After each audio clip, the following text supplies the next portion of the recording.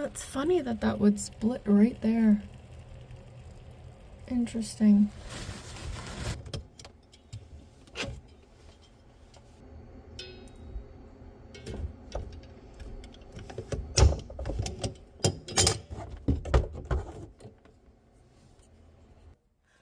That's hilarious. So this here is called a trap seal valve. To be honest, I've never seen one like this before. And I went to the job and discovered that crack right there.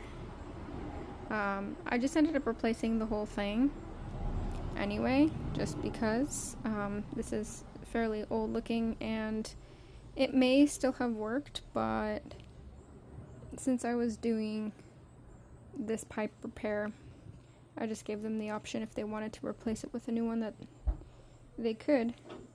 So anyways, helps to read the fine print. This says pipe dope voids warranty.